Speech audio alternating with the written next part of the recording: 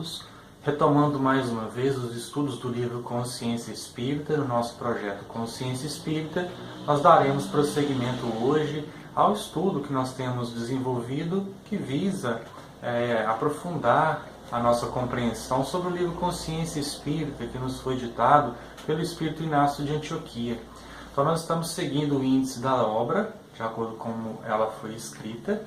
Estaremos estudando hoje o capítulo 41 da obra que Inácio intitulou Inferências, onde ele vai comentar uma passagem que está na carta de Paulo aos Colossenses, no capítulo 3, versículo 11, quando Paulo notou assim, olha, onde não há grego, nem judeu, circuncisão, nem incircuncisão, bárbaro, cita, servo ou livre, mas Cristo é tudo em todos.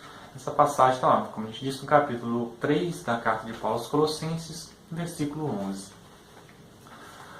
Nesse capítulo do livro Consciência Espírita, Inácio vai falar diretamente a nós que somos espíritas e que somos cristãos, pela forma como nós vemos desenvolvido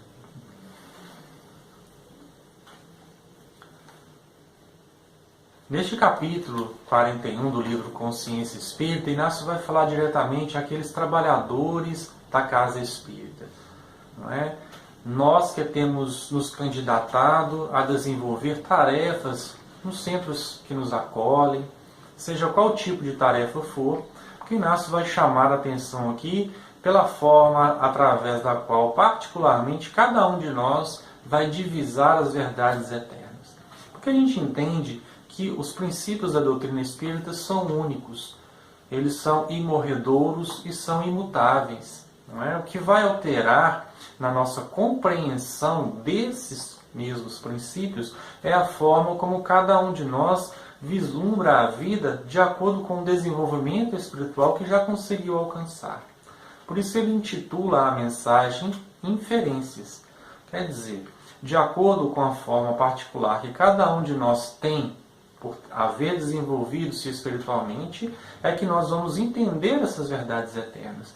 E que essas verdades são compreendidas de forma ambígua por muitos de nós, porque temos ainda uma visão muito estreita, aliás, muito distante, das verdades eternas, porque nós ainda estamos bastante distantes da iluminação que nos permita uma real compreensão desses princípios. A gente precisa se esforçar muito no desenvolvimento de novas aptidões, de novos sentimentos, de novos valores, porque esses serão os responsáveis por conceder a cada um de nós a oportunidade de elevar a sua compreensão a respeito da vida. Então, a gente costuma dizer nas casas espíritas que a gente visita que isso acontece bastante e com muita frequência, não é? Muitas vezes aquelas pessoas que vão à casa espírita simplesmente para participar da reunião pública não interagem muito com o andamento da casa, com os trabalhos que a casa realiza, ficam meio assim aéreos quando a gente toca no assunto das divergências, das dificuldades de relação interpessoal dentro da casa espírita, porque como eles vão ali semanalmente, às vezes uma vez só por semana, não estão em contato direto com os trabalhadores da casa, né? Vão lá, ouvem a palestra na reunião pública, tomam o passe, tomam sua água fluida e vai embora para casa, retornando assim na próxima semana para repetir a mesma ação. Não adentram nos pormenores da casa, da forma como o trabalho é realizado. Mas a gente sempre deixa claro que a nossa intenção aqui, como a do espírito que escreveu a obra, não é causar polêmica, não é causar dissensão entre os trabalhadores da casa levantando essas questões. É pura e simplesmente para que a gente compreenda a importância que cada um de nós apresenta nesse trabalho de ratificação do Evangelho na nossa intimidade e divulgação desses preceitos evangélicos àqueles que adentram a casa espírita, aqueles que adentram os templos religiosos, a fim de alcançarem ensinamento, de conquistarem ensinamentos, alcançarem consolo para as suas vidas e etc. E isso é algo que está no comportamento do cristão, do trabalhador cristão há muitos anos. É uma preocupação, foi uma preocupação de Paulo de Tarso. Porque quando ele escreve essa carta, ele está dizendo que o mais importante dentro do relacionamento, dentro do trabalho cristão, entre os confrades cristãos, é que Jesus, o Cristo, seja um em todos, não é? Que Ele exista em todos, que Ele esteja por trás de todas as nossas intenções, de todos os nossos comentários, de todas as tarefas que realizamos. Porque dessa forma a gente vai deixar o personalismo de lado, ou seja, aquela nossa ideia de fazer com que a nossa vontade pessoal seja satisfeita acima de um trabalho que é muito maior do que nós mesmos e do que nós podemos compreender. Não é? Quando a gente coloca essa causa acima dos nossos conceitos pessoais, não é? Do nosso personalismo, do nosso orgulho, muitas vezes quando nós somos feridos, quando não somos atendidos dentro dos propósitos que nós consideramos justos, quando a gente coloca esses princípios acima de tudo, a gente consegue realizar o trabalho que nos é devido, a tarefa que nos foi confiada, de uma forma muito mais elevada, somando a um trabalho que é muito grande, que é realizado por toda a espiritualidade, por Jesus, né? E pelos companheiros que auxiliam Jesus nesse trabalho de regeneração da terra. E aí a gente vai sempre entender que quando a gente foca nessa condição particular, através da qual cada um exprime aquilo que ele já conquistou de elevação espiritual, nós não estamos querendo nos fixar no comodismo ou acomodar nos degraus onde nós nos encontramos, no degrau onde nós nos encontramos nesse exato momento, no degrau espiritual, dizendo em relação à elevação espiritual, que é feita em etapas, através da qual o espírito vai elevando-se gradativamente, não é? Subindo, vamos dizer assim, a patamares mais elevados à medida que ele também se eleva espiritualmente, à medida que ele se eleva em espírito e em verdade. Então, a gente não pode simplesmente se acomodar dizendo assim, olha, essa é a forma como eu me encontro no momento, é o que eu penso no momento, tem que ser assim, pronto, acabou. Não é? A gente precisa ter essa vontade, esse desejo sincero do crescimento espiritual para que a gente possa compreender as tarefas, a casa espírita que nos acolhe, o mundo que nos abriga, como escola e como oportunidade de crescimento espiritual. Então, entendendo que nós precisamos crescer, a gente vai se esforçar em compreender o outro de uma forma mais sublimada. Nós vamos nos empenhar na nossa autoiluminação, reconhecendo as nossas dificuldades íntimas, os nossos desacertos e reparando-os tão rapidamente quanto nós os identifiquemos, não é? Sem nos acomodar, dizendo, somos assim, somos imperfeitos e é assim que somos, não é? Porque esse é um pensamento que nos acomoda nos degraus mais baixos da escala espiritual, da progressão espiritual a qual nós estamos inseridos e que precisamos fazer esforços constantes a fim de nos elevarmos sempre e de forma mais constante. Então Inácio, ele inicia a mensagem dizendo assim: cada ser na Terra vislumbra a vida da posição evolutiva na qual se situa, realizando, assim, de acordo com seu nível de entendimento, as inferências que sua retina espiritual é capaz de alcançar. É o que a gente estava comentando agora há pouco, não é? De acordo com a minha capacidade de entender a vida, de acordo com o desenvolvimento da minha retina espiritual, é que eu vou conseguir divisar as verdades com as quais eu tomo contato. Então a gente pensa assim, na prática, como isso se dá? Muitas vezes a gente, por ter essa dificuldade de adaptação a uma tarefa, de compreensão das dificuldades alheias, de respeito pela visão particular que cada um edifica em si, dentro da tarefa, na casa espírita, principalmente falando porque nós somos espíritas, estamos falando para um público mais diretamente que é espírita cristão, estudando uma obra espírita. Dentro desse trabalho, nós temos tido dificuldade de entender um princípio que é básico, que é único, e colocar isso de uma forma em que o bem geral esteja sempre em primeiro plano. Então, a gente acredita na mediunidade, a gente entende que a mediunidade é necessária dentro desse processo de regeneração, porque através das mensagens dos Espíritos a gente pode crescer, porque através da mediunidade a gente pode auxiliar o outro, desencarnado e encarnado, porque a gente pode crescer também com as lições que recebemos desse processo de intercâmbio espiritual, mas, apesar de todos nós entendermos a mediunidade, compreendermos que ela existe, que ela é fator preponderante, cada um de nós vai exercer a mediunidade de forma particular. Então nós vamos encontrar casas espíritas que exercem a mediunidade de uma forma, outras que exercem a mediunidade de outra forma. Existem normas para que os médios se adequem às características daquela casa, outras já não adotam normas tão severas e assim por diante. O que a gente está querendo dizer aqui não é especificar a mediunidade ou a forma como cada um divisa a mediunidade, é apenas um exemplo. Ocorre também em relação à questão da assistência social, por exemplo. Uma forma de auxiliar caritativamente os mais necessitados. Há casas que acreditam que a assistência social deve fazer parte da sua função, do seu trabalho, daquilo que a casa almeja realizar em auxílio aos mais necessitados. Existem casas que assim não entendem e que acreditam que a assistência social é algo ultrapassado, é algo que alimenta a necessidade do espírito que está carente de recursos materiais, permanecer sempre necessitado daquela mesma ajuda que vem externa, né, de uma ajuda material, e assim por diante. Então o que a gente vai focar aqui não é em si as atividades, não são as atividades em si, melhor dizendo. É a forma através da qual cada um de nós vai entender essas atividades e vai realizar essas atividades. Não é? Então o que Inácio está dizendo aqui é o seguinte, olha, vamos entender que cada um de nós compreende a vida de uma forma particular, porque desenvolveu-se espiritualmente até o momento, até determinado patamar.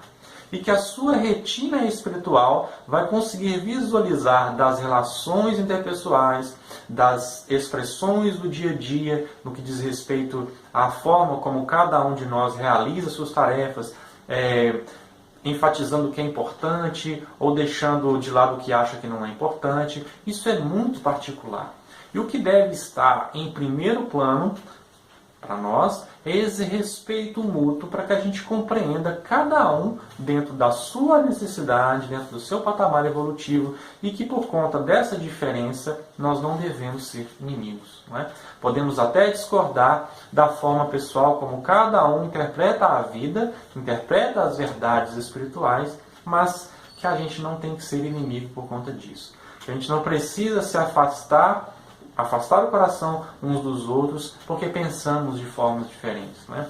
Porque quando a gente coloca o ideal de vivenciarmos, de compreendermos Jesus, como Paulo de Tarso disse, olha, Cristo é tudo em todos.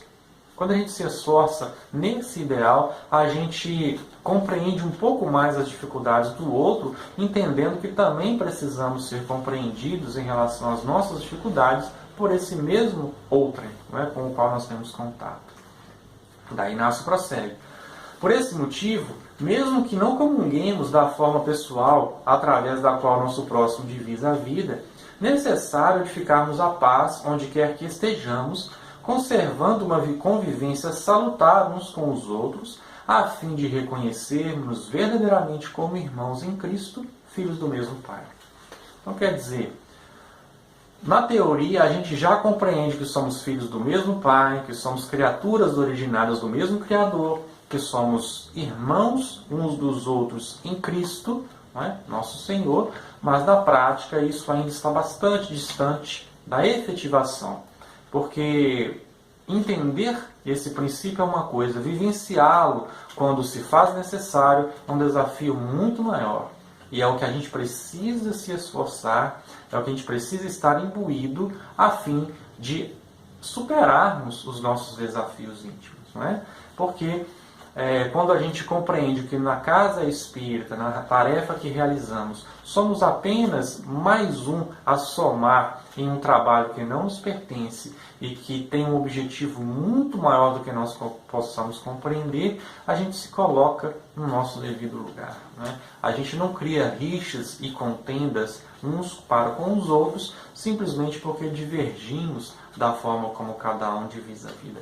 A gente percebe uma grande migração, né, de confrades espiritistas que migram de casa em casa, modificam sempre de casa quando não são atendidos em seus propósitos particulares, quando não são compreendidos, porque pensam assim, essa casa não dá para mim. Aí vai para outra, chega lá, encontra os mesmos problemas, as mesmas dificuldades, fica lá um tempo, abandona aquela casa, vai para outra casa, e assim fica, como se diz, de del em del, como a gente diz no dito popular, e não conseguem entender que as dificuldades se encontram dentro de si mesmos, não é? E que a gente pode mudar de ambiente, mas se a gente não modifica a postura através da qual nós nos colocamos diante da vida, a gente vai apenas repetir experiências com pessoas e locais diferentes. Então, entendermos que esses problemas acontecem em todos os lugares e que nós também fazemos parte desses problemas, é necessário para que a gente transforme essa realidade. Quando a gente conscientiza, quando nós nos conscientizamos de um fato, de uma dificuldade, de um conflito íntimo e etc., a gente se coloca a caminho da resolução desse problema, da superação desse conflito, não é? Quando a gente enfrenta isso conscientemente e modifica os pensamentos e as posturas. Inácio prossegue dizendo assim, olha, entretanto, no capítulo das interpretações humanas relativo às verdades eternas, ainda verificamos no orbe terrestre antagonismos ferrenhos, remontando aqui e ali, afastando de um convívio fraterno os que se encontram em desalinho com os ideais sagrados do amor e da caridade, visto que a falta de compreensão com o grau de entendimento espiritual alheio continua sendo motivo recorrente das desuniões vigentes nos ciclos da fé. Então, como a gente já estudou aqui em mensagens anteriores, se eu não me engano, no capítulo 15 dessa mesma obra, que Inácio intitula assim, o trabalho, o próximo em nós, ele vai dizer que na maior parte das vezes, quando se há um afastamento da casa espírita, de um correligionário cristão, de uma pessoa que antes estava engajada numa tarefa no bem, esse afastamento, a maior parte das vezes, é causado pela dificuldade de relação interpessoal que aquela pessoa encontra com outra pessoa quando no trabalho cristão. E aí, muitas vezes, a gente coloca essa dificuldade como se ela fizesse parte de uma doutrina, como se ela fizesse parte do espiritismo, como se ela fizesse parte do cristianismo, porque a gente se afasta, muitas vezes, dessas atividades, visualizando na doutrina aquela pessoa como se aquela pessoa fosse a doutrina, como se ela representasse exclusivamente todo aquele princípio que nós estudamos, que nós apregoamos e que nós nos esforçamos em vivenciar. E aquela pessoa, tanto quanto acontece com nós mesmos, é apenas mais uma pessoa que está dentro de uma tarefa a fim de auxiliar o seu próximo e a fim de crescer espiritualmente através desse auxílio mútuo. Quer dizer, a gente ajuda e é ajudado. A gente auxilia no crescimento de alguém e cresce dentro dessa tarefa, né? Então, quando a gente se afasta, a gente desconhece intimamente o Senhor a qual nós servimos, né? A gente desconhece que não estamos servindo aquela pessoa, nem aquele grupo, nem aquela casa, ou aquele grupo de pessoas, não é? Nós não estamos compreendendo que o trabalho pertence a Jesus. Então, muitas vezes as pessoas brigam umas com as outras, têm rixas umas com as outras e se afastam e dizem assim, não trabalho mais para você, não trabalho mais para essa casa. Quer dizer, há aí uma compreensão equivocada a respeito do trabalho, porque nós não trabalhamos uns para os outros. Nós trabalhamos uns com os outros dentro de uma tarefa que é muito maior e que não nos pertence. E que só nos acolheu a ela com a profunda e imensa misericórdia de Jesus, que ouvida os nossos percalços, as nossas dificuldades íntimas de vivência no bem, a fim de nos conceder aquela tarefa para que a gente desenvolva novas aptidões espirituais crescendo espiritualmente, desenvolvendo-se para não mais cometermos erros que temos cometido já algumas existências, não é? E sem dizer, claro, na existência atual. Inácio prossegue: há quase 2000 anos, Paulo de Tarso já advertia os confrades colossenses, convocando-os à união fraternal em Cristo, afirmando sabiamente: onde não há grego, nem judeu, circuncisão, nem incircuncisão, bárbaro, cita, servo ou livre, mas Cristo é tudo em todos. Quer dizer, não importa se eu sou branco, se eu sou negro, se eu sou brasileiro, se eu sou italiano, se eu sou de uma casa X, outra da casa Y, né? Se eu entrei na doutrina há 20 anos, se eu estou nela há 2 dias, não importa nada disso. Se eu sou médio, se eu não sou, no que diz respeito à ostensividade, um trabalho mediúnico, não é? O que importa é que eu tenha Jesus no meu coração e compreenda os princípios com os quais eu tenho contato como forma de elevação espiritual e de auxílio para aqueles que necessitam do meu auxílio, não é? Dessa forma, não há diferença entre nós. Somos todos iguais e, embora apresentemos particularidade no que diz respeito ao nível evolutivo que conseguimos alcançar, estamos mais ou menos, não é, na mesma toada, no mesmo barco, porque somos espíritos ainda ignorantes, distantes da luz, necessitados de experiências em planos de provas e de expiações como a Terra, sonhando alcançar a condição de espíritos em processo de regeneração. Quer dizer, percebamos que essa preocupação é algo que era vigente na mente de Paulo, um espírito visionário, porque há 2000 anos atrás ele já estava em contato com essas mesmas dificuldades humanas. A dificuldade de vivenciar o bem no que diz respeito a essa dificuldade de compreender o próximo nas relações interpessoais dentro de uma comunidade cristã, não é? E o quanto isso poderia ser prejudicial ao trabalho de divulgação do Evangelho, não só para o mundo, mas também nos nossos corações. Então, Inácio de Antioquia prossegue.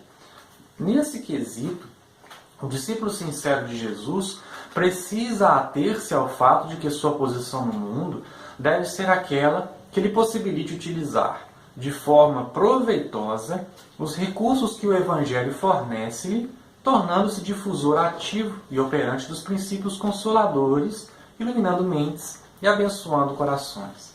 Olha só, compreender que somos discípulos de Jesus, conduzidos a determinada casa espírita, a determinada comunidade, a determinado convívio com determinadas pessoas, para iluminar mentes e abençoar corações. Não há como iluminar mentes e abençoar corações através das rixas, das contendas. Imaginemos um grupo de estudo numa casa espírita, onde as pessoas se reúnem para estudar a doutrina espírita e que lá, dentro da exposição de um determinado conteúdo da doutrina espírita, esse mesmo grupo, as pessoas que participam desse trabalho, utilizam daquele espaço para atacar e contra-atacar uns aos outros. Dizendo assim, olha, fulano de tal fala tal coisa para me ferir, porque ele sabe que eu penso diferente, não é? Fulano de tal fez tal coisa porque não gosta de mim. Eu também não gosto dele, não é? Também, se ele falou tal coisa, semana que vem eu vou retrucar, não é? E isso acontece com uma frequência, meus irmãos, que é assustadora. Quem visita inúmeras casas, quem ouve desabafos de companheiros cristãos, espírita cristãos, percebe o quanto isso é comum nas casas espíritas. Então a gente entende assim, olha, qual o valor de se participar de uma reunião de estudo que visa iluminar mentes, que visa abençoar e unir corações através daquele convívio, se ao final do estudo, se dentro da reunião, as pessoas não conseguem estar harmonizadas de uma forma a sair desse mesmo estudo, renovados na sua esperança em relação à vida, na sua fé em relação ao futuro, não é? Na possibilidade, na crença de melhorar de vida, de superar adversidades e conflitos íntimos e etc. Então a gente precisa estar atento, não é? Emmanuel costuma usar uma expressão, ele usou uma expressão em uma de suas mensagens que ele diz assim: são esgrimas mentais, intelectuais, melhor dizendo. Quer dizer, utilizamos de passagens, de textos, né, de referências que não nos pertencem a fim de atacar o outro. Então, se a gente vê o outro com uma postura que não condiz com os preceitos e com a visão que nós temos desses mesmos preceitos, ao invés de tentar auxiliar, ajudar, modificar, não é? Porque acreditamos que estamos com a razão, modificar isso de uma forma consciente, justa, cristã, a gente parte para o ataque, não é? Então, um fala uma coisa, outro fala outra, e fica aquela guerra, né? Uma luta de esgrima intelectual. Ah, mas lá no livro de André Luiz, no capítulo tal, na página tal, André Luiz fala tal coisa, né? E a gente utiliza desses recursos como se eles nos pertencessem. Então, a gente tomou contato com eles, porque são verdades universais, eternas, né? Que não nos pertencem, e que foram relatadas por um espírito, através da psicografia de determinado médium, através de determinada obra, e a gente utiliza disso como se pertencesse a nós, a fim de atacar o outro. Não é? Isso é triste. Isso é triste porque o objetivo maior da confraternização, vamos dizer assim, o objetivo maior da reunião entre os confrades espírita cristãos é a confraternização. Não é? É a possibilidade de crescimento mútuo através do trabalho e do estudo no bem. Inácio prossegue: sendo assim, faze bom uso dos expedientes que a Boa Nova disponibiliza-te diariamente, utilizando-os na construção do laço imorredouro de amor que te irmana a teu semelhante, seja ele quem seja, pense ele como pensar. Então é o que a gente diz. Muitas vezes você pode estar se perguntando: ah, mas a pessoa está fazendo tudo errado, não é? Está utilizando da palavra para fazer coisa errada, o que eu faço? Então vamos entender assim, olha, façamos o que esteja ao nosso alcance. Em primeiro lugar, façamos prece, peçamos sapiência à espiritualidade para nos auxiliar nos conselhos que precisamos a fim de realizar um trabalho. Auxiliar de alguma forma, não é? Modifiquemos as nossas posturas. Se a gente visualiza a postura equivocada no companheiro em determinado trabalho, modifiquemos essas posturas para que nós não façamos o mesmo, não é? Não cometamos os mesmos equívocos com pessoas que também terão acesso a nós. Então que a gente seja exemplo no que diz respeito à forma como a gente vai entender e realizar as tarefas do bem. Em outro plano, a gente pensa assim, olha, aquela casa acolheu aquele determinado indivíduo que foi trazido a ela pela espiritualidade, e ele é um filho de Deus, não é? E está em processo de aprendizagem, tanto quanto nós. E que se Deus permite que aquela criatura esteja ali, ainda que cometendo equívocos, ainda que errando na postura dentro do trabalho no bem, a gente entende, né, esse processo como algo que foge à nossa condição de atuação. Porque a gente não pode expulsar da casa aquela pessoa, a gente não pode simplesmente tirar aquela pessoa de um encargo, de uma realização no trabalho. A gente precisa auxiliar de alguma forma. Né? Chama um grupo de pessoas para conversar, para alertar aqui, olha, está acontecendo assim não está legal. Né? E a pessoa também vai precisar se esforçar para acolher aqueles ensinamentos que fazem parte de um regimento, de uma casa, não é?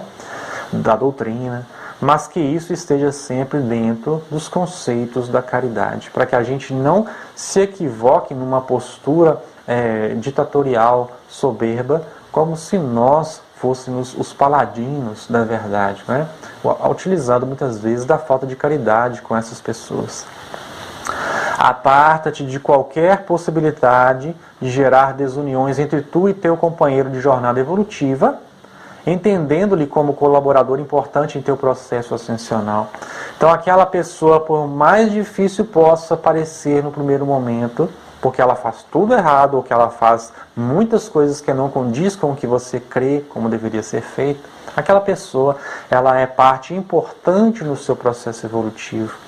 Ela também pode contribuir dentro das possibilidades de doação no bem, dentro daquilo que ela já apreendeu da vida e pode te fornecer ensinamentos valiosos, nem que seja te possibilitar desenvolver aptidões no que diz respeito ao tratamento que você vai dar a ela. Não é? Ela já está te auxiliando. Se ela te é motivo de escândalo, não é? Esse escândalo, entre aspas, vai servir de ferramenta para que você saiba a melhor forma de lidar com essa situação. Aí você se pergunta, é difícil? É desafiador, meus irmãos. É realmente desafiador, não é? Mas entendamos que nós não somos perfeitos e que também apresentamos dificuldades no nosso propósito de vivência no bem. Considera que se valer dos ensinamentos que te enriquecem espiritualmente para agir com falta de caridade para com teu próximo é sinal de incompreensão das lições que te convidam ao exercício incansável do respeito e da fraternidade. Quer dizer, olha, se eu estou utilizando dos princípios que são consoladores para atacar, para ferir, se eu estou utilizando dos princípios que são libertadores para aprisionar através da subjugação alheia, não é? E etc., eu estou completamente distante dos valores que eu já compreendo como sendo essenciais, mas que eu não estou edificando-os na minha intimidade. Quer dizer, eu não posso pegar o livro dos Espíritos, não é? Visualizar alguém em equívoco, pegar o livro dos Espíritos e começar a bater na cabeça da pessoa, não é? Para feri-la, porque ela está em atitude equivocada. Não é? Materialmente falando, literalmente falando, um livro. Se você pega um livro e bate na cabeça de alguém, você vai ferir essa pessoa. Não é? Agora, da mesma forma, moralmente falando, em relação às emoções, aos sentimentos, eu não posso utilizar de ensinamentos que eu já alcancei através dessa elevação intelectual, não é? Para menosprezar, para subjugar, para maltratar e para agredir os meus companheiros, não é? Falando que eu sou como se eu tivesse numa posição melhor, acima, mais elevada do que aquele companheiro, não é? Seria falta de caridade da nossa parte. Daí Inácio ele vai finalizar a mensagem dizendo assim, olha, avalia, portanto, que foste convocado a exercer teu apostolado santamente, dignificando tua empreitada na terra, a fim de que te faças fiel representante do bem.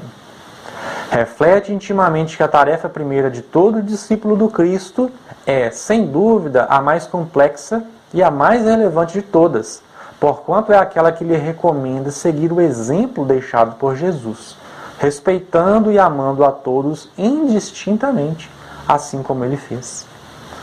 Quer dizer, Inácio está dizendo aqui que a tarefa mais importante e primordial para o cristão é entender-se como discípulo de Jesus e seguir o exemplo de Jesus. Isso é complexo demais. Se perguntar como é que Jesus se portaria em determinada situação. Como ele alertaria uma determinada situação como sendo equivocada sem agir com falta de caridade, respeitando a elevação moral daquele indivíduo, não é?